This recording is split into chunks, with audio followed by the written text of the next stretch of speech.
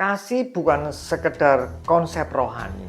Kasih mempunyai dampak biologis yang nyata. Jadi kalau selama ini kita menganggap bahwa kebutuhan dasar kita adalah sandang, pangan, dan papan, ternyata ada kebutuhan yang lebih substansial supaya orang itu bisa hidup, yaitu kasih. Mari kita belajar bersama-sama. Shalom saudara, kita mau belajar singkat tentang kasih. Saya bacakan dari 1 Korintus 13 ayatnya yang kedua. Sekalipun aku mempunyai karunia untuk bernubuat, dan aku mengetahui segala rahasia dan memiliki seluruh pengetahuan, dan sekalipun aku memiliki iman yang sempurna untuk memindahkan gunung, tetapi jika aku tidak mempunyai kasih, aku sama sekali tidak berguna. Gereja di Korintus tidak seperti gereja-gereja masa kini. Gereja masa kini terpecah menjadi dua. Yang satu, kelompok karismatik sangat menghargai yang namanya karunia. Asal punya karunia, dia boleh naik menjadi pendeta. Di sisi lain, ada gereja-gereja Injili yang lebih mengutamakan ilmu pengetahuan. Pendeta-pendetanya harus bergelar teologia S1, S2, dan S3. Tapi jemaat di Korintus ini adalah satu gereja yang lengkap, gabungan keduanya. Mereka punya karunia yang berlimpah-limpah, mujizat banyak terjadi di sana. Dan mereka juga orang-orang yang highly educated, mereka punya pendidikan yang tinggi. Tetapi Paulus mengatakan kalau tidak mempunyai kasih, tidak ada faedahnya. Nah, apa sih gunanya kasih itu? Saya mau kasih kepada saudara 3 kegunaan kasih. Yang pertama, manusia tidak bisa hidup tanpa adanya kasih. Di abad ke-13 ada yang namanya Kaisar Frederick II dari Kekaisaran Romawi ingin meneliti bahasa asli manusia.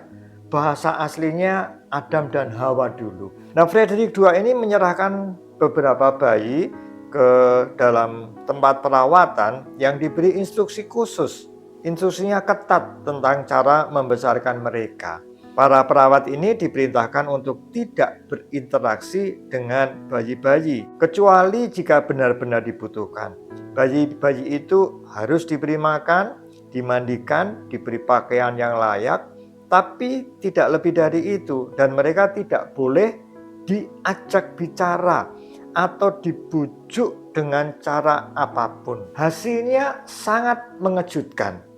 Bayi-bayi ini mati satu persatu. Jadi kalau selama ini kita menganggap bahwa kebutuhan dasar kita adalah sandang, pangan, dan papan, ternyata ada kebutuhan yang lebih substansial supaya orang itu bisa hidup, yaitu kasih. Yang kedua, kasih bukan sekedar konsep rohani, tetapi kasih punya dampak biologis yang nyata. Bapak, Ibu, Saudara mungkin pernah lihat foto ini atau membaca kisah tentang 2 anak kembar ini. Jadi ini adalah foto dari 2 anak kembar prematur yang lahir pada 17 Oktober 1995. Beberapa minggu kemudian, bayi yang lebih kecil atau adiknya ini mengalami kondisi yang kritis. Nafasnya terengah-engah, wajahnya berubah menjadi kebiruan, detak jantungnya meningkat, suhu tubuhnya juga naik, dan ia mengalami cegukan. Ini kondisi yang kritis.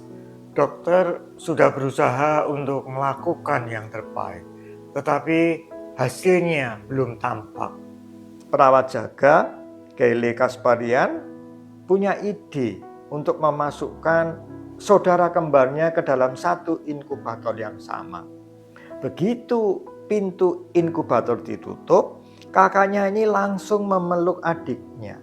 Dan ajaib, beberapa waktu kemudian adiknya menjadi tenang. Dalam hitungan menit nafasnya mulai teratur, detak jantungnya mulai normal. Suhu tubuhnya mulai menurun dan oksigen dalam darahnya mencapai yang terbaik sejak ia dilahirkan. Dan memang banyak penelitian lain yang memberikan hasil bahwa Tubuh manusia itu diciptakan untuk merespon kasih. Sistem syaraf, imunitas, dan hormon bereaksi positif ketika kita menerima atau memberikan kasih.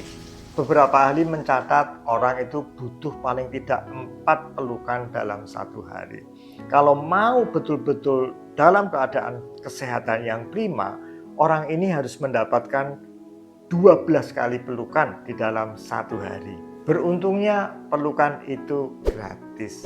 Nah, mari saya dorong supaya saudara mempraktekkan untuk memeluk orang-orang yang Anda kasihi. Pasangan saudara, anak-anak saudara, orang tua saudara, nanti mereka akan jauh lebih sehat kondisinya. Yang ketiga, yang terakhir, kasih itu menyelesaikan banyak persoalan. 1 Korintus 13 yang dituliskan Paulus ini adalah manual terapi untuk segala permasalahan yang terjadi di jemaat Korintus saat itu. Permasalahan apa saja yang terjadi? Kalau kita mau pelajari, kita bisa mendapatkan bahwa jemaat Korintus saat itu ada perselisihan, ada kesombongan rohani, ada penyalahgunaan karunia, dan ada dosa-dosa seksual. Semuanya ini bisa diselesaikan dengan kasih. Sebagai penutup, saya bacakan satu quote dari dokter bedah, yaitu Dr. Paul Brand, menyatakan begini, obat terkuat di dunia bukanlah kimia, melainkan kasih yang mengalir dari sumbernya, yaitu Allah sendiri. Seperti yang dituliskan di Yohanes 15 ayat yang kelima, akulah pokok anggur dan kamulah ranting-rantingnya. Barang siapa tinggal di dalam aku dan aku di dalam dia, ia berbuah banyak. Sebab di luar aku kamu tidak dapat berbuat apa-apa. Haleluya. Kasih yang sejati itu berasal dari Allah. Kalau kita ingin mendapatkan kasih Allah atau kita ingin membagikan kasih Allah kepada sesama kita perlu terus terkoneksi dengan pokok anggur yang benar, yaitu Kristus Tuhan.